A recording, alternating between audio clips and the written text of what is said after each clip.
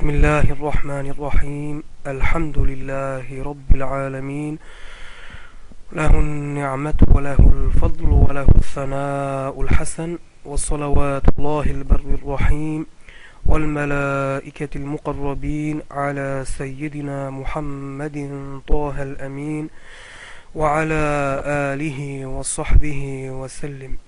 Assalamu alaikum wa rahmatullahi ta'ala wa barakatuh, mes frères et sœurs.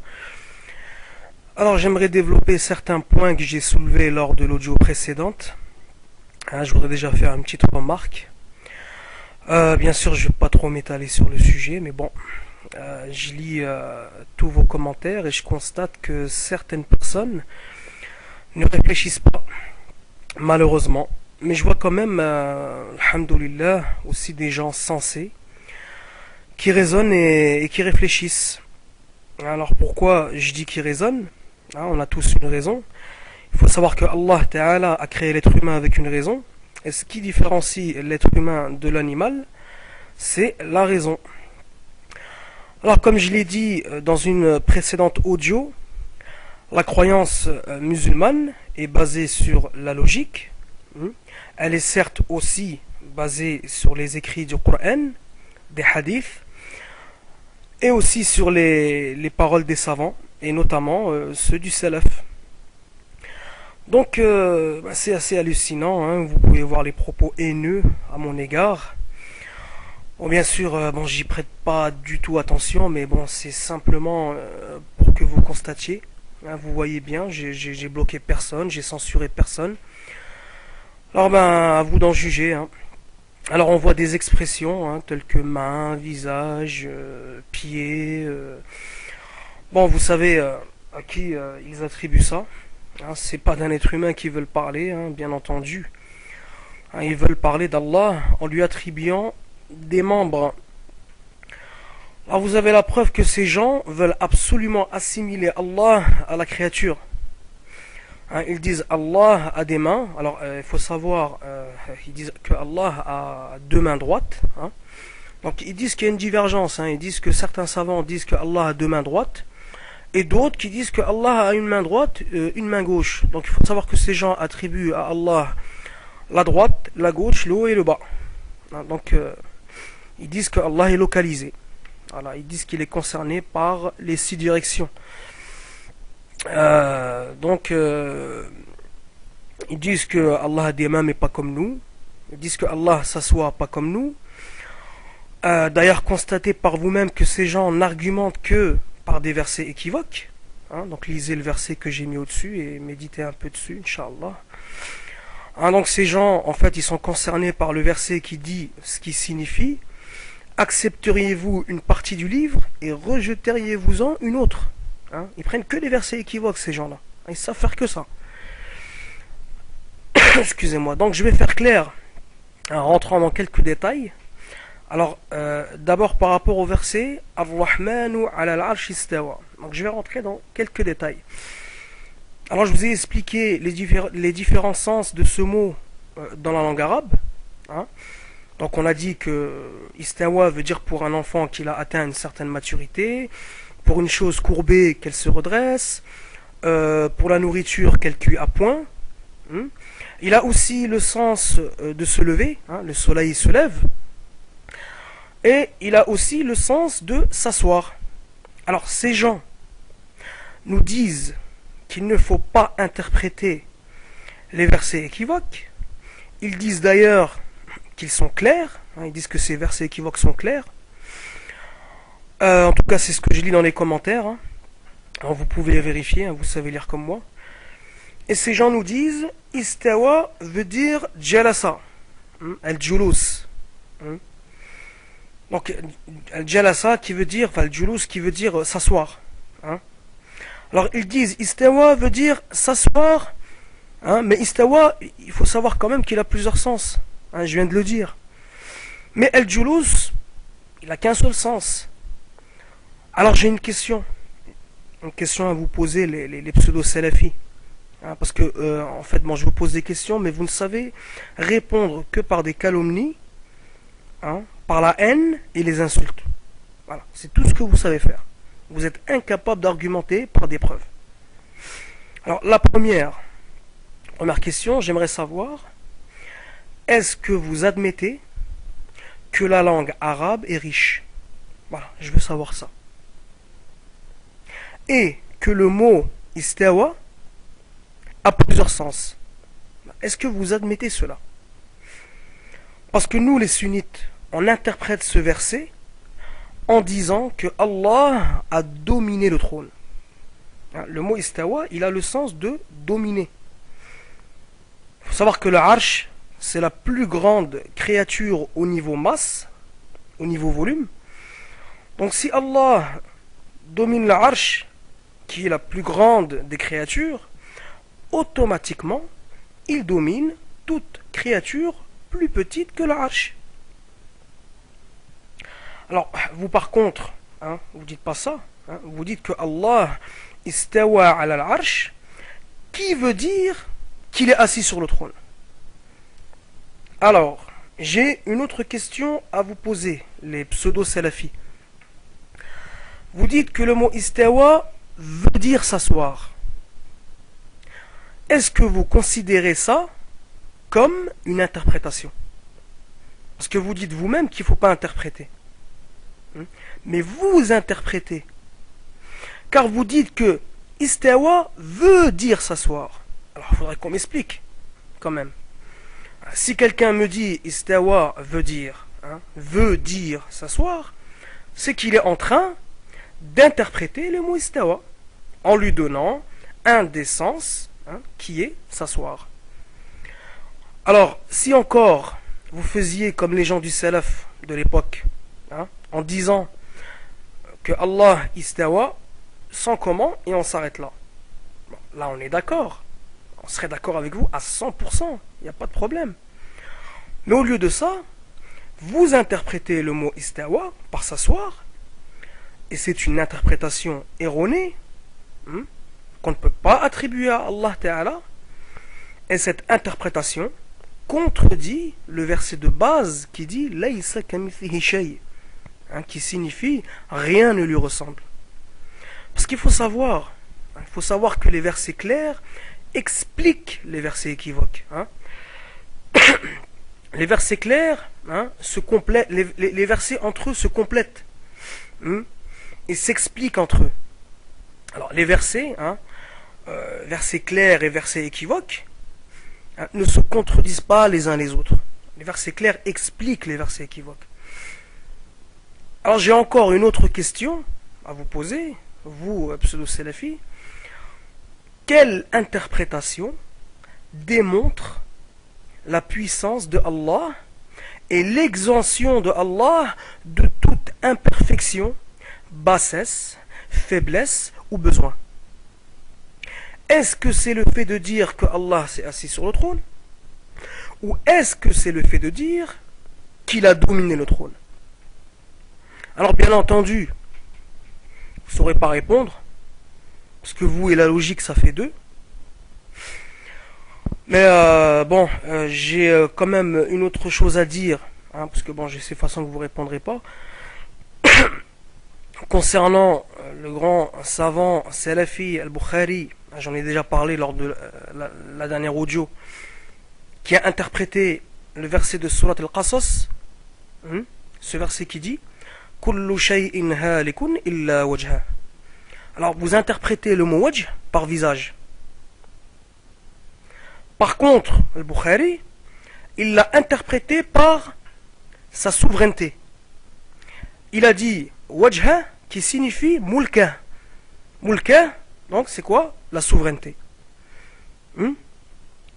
Donc, ce verset signifie que toute chose sera anéantie sauf sa souveraineté. Alors si on le prend au sens apparent, c'est-à-dire le sens le plus connu des gens, car le sens du mot wajh, le plus connu des gens, c'est visage. Parce que maintenant les gens se sont affaiblis en langue arabe, les gens du salaf étaient très forts en langue arabe, ils savaient que le mot wajh il avait plusieurs sens.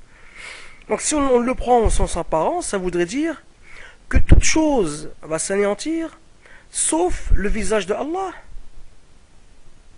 Et comme vous dites comme vous dites qu'il a des membres, donc d'après vous, si on prend ce verset au sens apparent, ça voudrait dire que, subhanallah, ça voudrait dire que ses pieds vont s'anéantir, ses mains vont s'anéantir, ses pieds vont s'anéantir.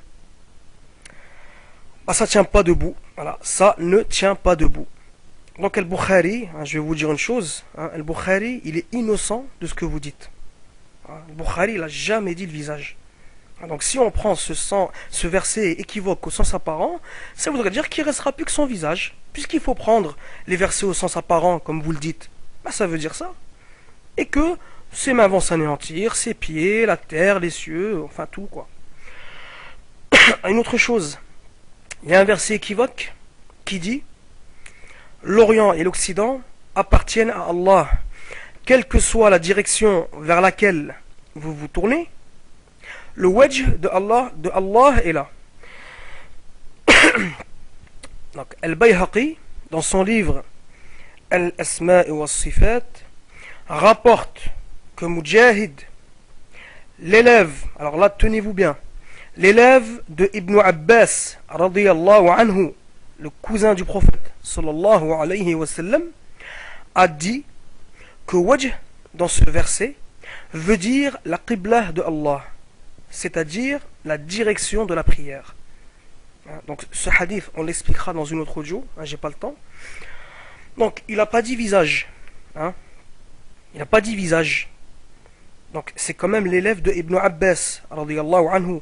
Le prophète a fait une dua pour Ibn Abbas en demandant à Allah de lui enseigner l'interprétation des versets. Vous dites qu'il ne faut pas interpréter. On a quand même vu que vous interprétez par s'asseoir concernant l'istawa. Donc là vous voyez bien que ces gens sont loin des compagnons, loin du prophète et loin des savants du salaf. Alors j'ai dit lors de l'audio précédente que Ibn Taymiyyah était leur plus ancienne référence. Alors qu'il est venu au 8e siècle de l'Hégire, donc ça fait pas partie des 3 premiers siècles, à ce que je sache. J'ai dit que c'était le premier à avoir innové cette mauvaise croyance, qui a été reprise par Muhammad ibn Abdel Wahhab il y a environ 250 ans, et c'est Muhammad ibn Abdel Wahhab qui a fondé cette secte qu'on appelle les Wahhabites.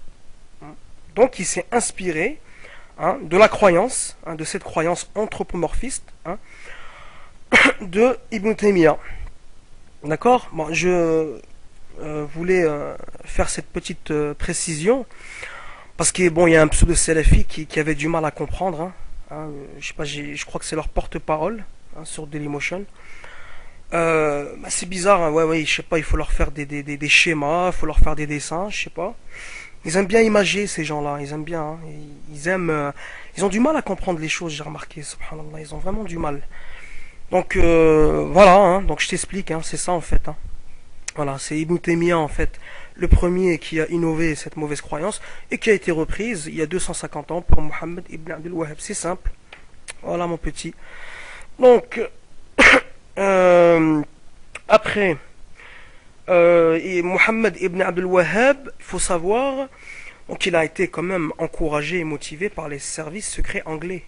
Ça, il faut le savoir. Appelé MFR. Donc, je vous invite à faire des recherches. Et il s'est lié à la famille As-Saoud, famille As-Saoud qui descend des juifs arabes. Donc, je ferai aussi une audio donc les concernant.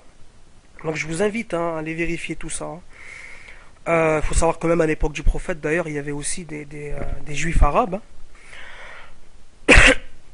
Donc ouais, tout ça, bon, ça va vous glacer le dos quand vous allez lire l'histoire du wahhabisme et l'histoire de Ibn Taymiyyah, qui est apparu au 8e siècle. C'est assez hallucinant quand même. Donc moi j'ai envie de vous dire, les pseudo-salafis, nous on n'est pas responsable des bases américaines installées autour des lieux saints. On n'est ni responsable des casinos installés dans toute l'Europe. C'est pas nous qui allons gaspiller des dollars aux Champs-Élysées avec une bouteille de champagne accompagné d'une poupée gonflable. Hein. En fait, tout ce qui est néfaste pour la communauté musulmane, c'est vous, c'est pas nous. Hein. Alors je vais vous demander une chose à vous tous. Hein. C'est pas trop vous demander. Barakallahu fikum. Servez-vous de votre raison. Allah barak fikum. Hein. Vous n'êtes pas des moutons. Hein. Donc je vais donner pas mal de références. Je vous invite à aller les vérifier. Donc je donnerai tout. Hein, les titres, les auteurs, les pages, j'ai une bibliothèque à la maison. Donc je vais tout vous donner. Hein, leurs références à eux. Les références, Inch'Allah, des savants, salaf, véridiques. Et vous verrez par vous-même. Par contre, j'ai un petit message à faire passer aux libres penseurs, hein, parce que bon, tu as quand même mis le doigt sur ces gens-là, hein, donc si tu m'écoutes, hein, je voudrais te dire une chose, donc qu'on nous trompe sur les vaccins qu'on prend, hein, parce que bon, j'écoute tout ce que tu dis, c'est quand même assez intéressant, hein, donc franchement, je t'encourage à continuer ton travail, hein, je pense que tu es vraiment, on a besoin de gens comme toi qui nous informent sur ce qui se passe dans le monde. Alors qu'on nous trompe sur les médicaments, qu'on nous trompe sur, je sais pas moi, sur la bouffe qu'on nous donne, on mange des choses assez, enfin, des choses assez bourrées de poison, bourrées de choses néfastes pour la santé. C'est bien, tu fais des recherches. Tu as choisi de prendre ce créneau. Moi, j'ai choisi de défendre la croyance du musulman. Qu'on nous trompe sur notre argent, hein, mais qu'on ne nous trompe pas sur notre religion. Quand même. Qu'on ne nous trompe pas sur notre religion. Hein, il y a eu 124 000 prophètes qui sont venus avec une croyance. Nous, on veut la préserver, cette croyance. Voilà. Nous, on veut la préserver. Donc, je t'invite à faire des recherches, hein, sur ce que j'ai dit par rapport au pseudo-salafi. Donc je pense que tu sais faire, je pense que tu dois t'intéresser à ce sujet, hein. Je pense que tu t'intéresses à beaucoup de choses, et moi aussi, c'est pour ça d'ailleurs que je t'écoute. Et puis mes frères et sœurs, hein, réveillez-vous, hein. Voilà, réveillez-vous, soyez très attentifs, lisez bien tous les commentaires, hein. Donc vous pouvez constater le satanisme ambiant, hein, de ces gens, hein, des insultes, c'est presque des menaces. Enfin bref. Vous perdez votre temps, les pseudo-salafis. Voilà, vous vous enfoncez plutôt qu'autre chose. Alors, moi je pensais qu'on allait élever le débat, mais bon, je constate que ça vole très très bas. Très très bas. Voilà. Assalamu alaikum à tous. Hein. Puis libre penseur, pense à ce que je t'ai dit. Hein. Puis bon courage. Bon courage à toi. Je t'encourage. Aywa, barakallahu fikum. Et à très très bientôt. Assalamu alaikum wa rahmatullah.